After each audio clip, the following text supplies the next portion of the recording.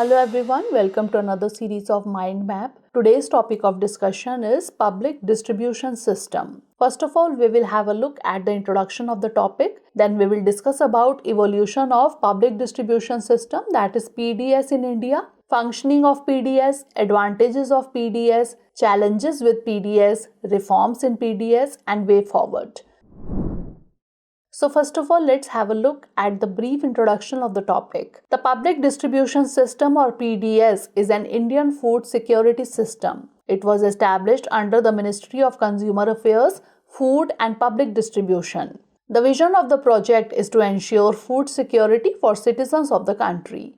In September 2013, Parliament enacted the National Food Security Act 2013. The Act relies largely on the existing targeted PDS to deliver food grains as legal entitlements to poor households. This marks a shift by making the right to food a justiciable right. Now moving on to the evolution of PDS in India. The public distribution of essential commodities was in existence in the country during the interwar period. However, PDS, with its focus on distribution of food grains in urban scarcity areas, had emanated from the critical food shortages of 1960s. PDS had substantially contributed to the containment of rise in food grains prices and ensured access of food to urban consumers. After Green Revolution, the outreach of PDS was extended to tribal blocks and areas of high incidence of poverty in the country. Over the years, PDS has become an important part of government's policy for management of food economy in the country. PDS is supplemental in nature. It does not intend to make available the entire requirement of any of the commodities distributed under it to a household. Now let's discuss about the functioning of PDS. PDS is operated under the joint responsibility of the central and state or UT governments. The central government, through Food Corporation of India or FCI, has assumed the responsibility for procurement, shortage, transportation and bulk allocation of food grains to the state governments. The operational responsibility rests with the state governments. Example, allocation within state, identification of eligible families, issue of ration cards and supervision of the functioning of fair price shops or FPS, etc. Under the PDS, presently the commodities namely wheat, rice, sugar and kerosene are being allocated to the states and UTs for distribution. Some states and UTs also distribute additional items of mass consumption through the PDS outlets such as pulses, edible oils, iodized salt, spices, etc.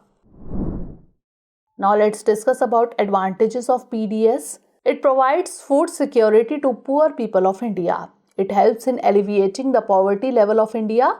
It ensures the availability of food at affordable and subsidized rates. The Act provides for coverage of up to 75% of the rural population and up to 50% of the urban population for receiving food grains. Under this, food grains are distributed at highly subsidized rates, that is, Rs 3 to 1 per kg for rice, wheat, coarse grains respectively. Under the Act, eligible families comprise of priority households or PHH and Antyodaya Anna Yojana or AAY families. Now let's have a look at the challenges with PDS. Identification. Large errors occur in exclusion and inclusion of below poverty line or BPL and above poverty line families. The problem of targeting is compounded by the lack of good quality regular data. No regular official estimates of the actual income of households.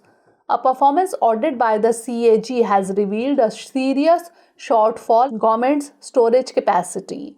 The cost of procuring and delivering food grains is about 6 times its sale price. The central government procures about a third of the quantity of the cereals produced domestically. There are high levels of corruption and leakage which continue to plague the PDS and wastage of food grains in FCI and distribution chain. Now moving on to the reforms in PDS, Vadhva committee found that certain states had implemented computerization and other technology-based reforms to TPDS. Technology-based reforms helped plug leakages of food grains. Department of Food and Public Distribution implemented a scheme on end-to-end computerization of targeted PDS to improve the efficiency and transparency. Under Digital India Programme, Ministry of Panchayati Raj is implementing e-Panchayat Mission Mode project. Aadhaar seeding of ration cards to help identify and weeding out duplicate or bogus ration cards. Setting up grievance redressal systems through implementation of toll-free helplines and online grievance registration facility. The department has started the implementation of the One Nation One Ration Card plan to cover 80 plus crore beneficiaries. Now lastly, moving on to the way forward. COVID-19 has again driven home the importance of well-designed and meticulously implemented food security policies. PDS provided for timely access to adequate quality and quantity of food. PDS is one of the biggest welfare programs of the government. It helps farmers sell their produce at remunerative prices as well as the poorer sections of society to buy food grains at affordable rates. Its effectiveness can be enhanced with technology-based solutions. To enhance the nutritional level of masses, biofortified foods need to be distributed through the PDS. It will make it more relevant in the backdrop of prevalent malnutrition in India. With Young India, Healthy India should also be an objective. Now moving on to the practice questions. First of all, note down the prelims question, which was asked in 2010 exam also. An objective of the National Food Security Mission is to increase the production of certain crops through area expansion and productivity enhancement in a sustainable manner in the identified districts of the country. What are those crops? Rice and wheat only, rice, wheat and pulses only, rice, wheat, pulses and oil seeds only, or rice, wheat, pulses, oil seeds and vegetables.